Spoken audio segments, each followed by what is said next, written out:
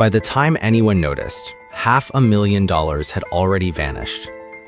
An 82-year-old woman, her own family, and a betrayal so quiet, so calculated, that it took years before anyone even thought to ask the question, where did all the money go?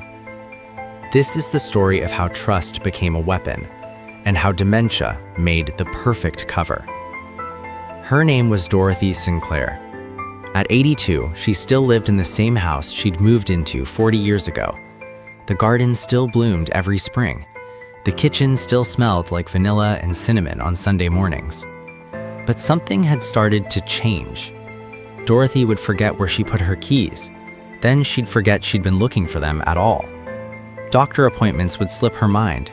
She'd tell the same story twice in one conversation, word for word, like a record skipping.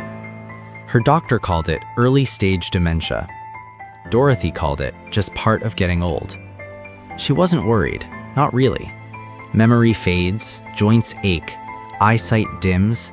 That's just what happens when you live long enough. She had savings, she had family, she'd be fine. But here's what Dorothy didn't realize. The same condition that made her forget appointments was about to make her forget something far more important, like who she could trust. It started so innocently. Her grandson, Kyle, began visiting more often. He'd always been her favorite, charming, attentive, the one who remembered her birthday without being reminded. "Grandma, let me help with those bills." "Grandma, you shouldn't stress about paperwork anymore."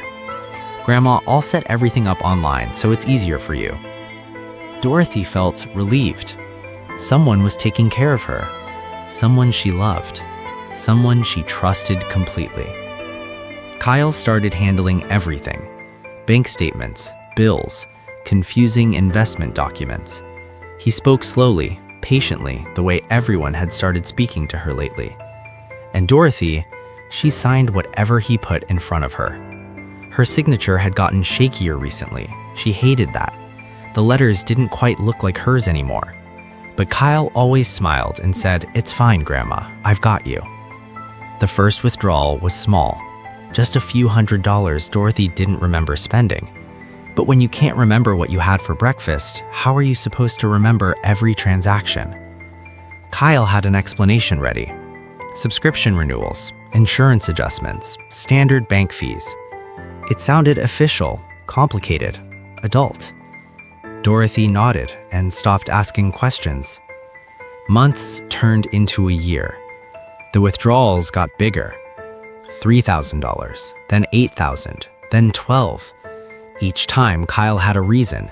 Medical supplies, home repairs, special care services she didn't remember scheduling but probably needed, right? Her memory was the problem, not him. Never him.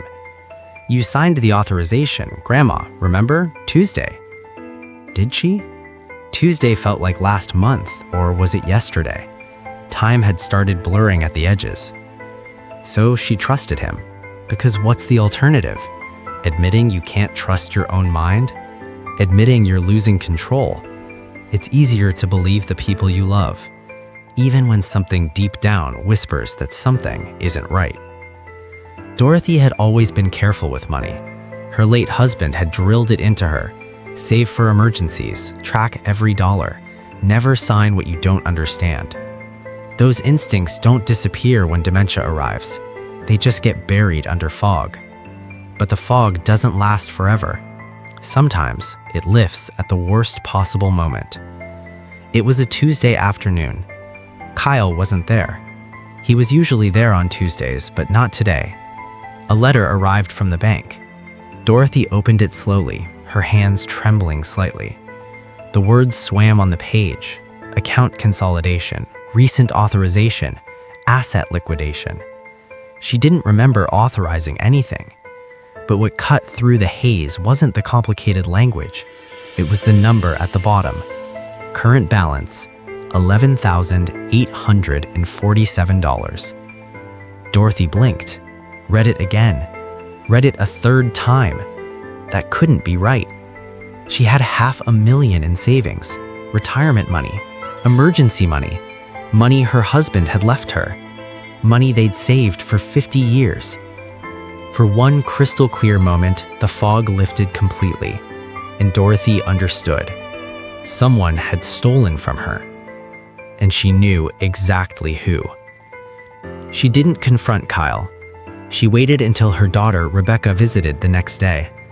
Dorothy didn't accuse anyone. She didn't even say the word stolen. She just handed Rebecca the letter and said quietly, "I don't understand this." Rebecca started making calls, requesting bank statements, going back years. And that's when the pattern revealed itself. Not one big theft, hundreds of small ones, carefully timed, perfectly spaced, designed to look like normal expenses during the exact years when Dorothy's memory had been failing. ATM withdrawals Dorothy could never have made. She hadn't driven in 3 years. Transfers to accounts she'd never heard of. Online purchases for items that never arrived. Signatures that looked like hers, but weren't quite. Total amount missing? $503,000. $503,000. The confrontation didn't happen in anger. It happened in silence. Bank records spread across Dorothy's kitchen table. Dates circled in red, highlighted withdrawals, evidence stacked in neat, damning piles. Kyle's explanations fell apart in minutes. He told himself it was temporary. A loan, he'd pay it back. He just needed it for a while. But for a while became years, and paying it back never happened. Only more withdrawals did. Dorothy didn't yell. She didn't cry. She just looked smaller somehow, like the betrayal had stolen something deeper than money. She had trusted love more than her own fading mind, and someone had weaponized that trust against her. Legal action followed. Some money was recovered. Most of it wasn't. Kyle faced charges. The family fractured. Safeguards were put in place. Shared account oversight, legal protections, systems designed to protect Dorothy when her memory couldn't. But here's the thing about exploitation. It doesn't just steal money. It steals dignity. Dorothy still has good days. Days where the fog clears and she remembers everything with startling clarity. On those days, she sits by her window, sunlight on her face, and talks about the life she built dollar by dollar. She doesn't always remember the money that was taken, but the people around her remember. And now they make sure no one ever gets the chance again. Because dementia steals pieces of a person slowly, but betrayal steals everything at once.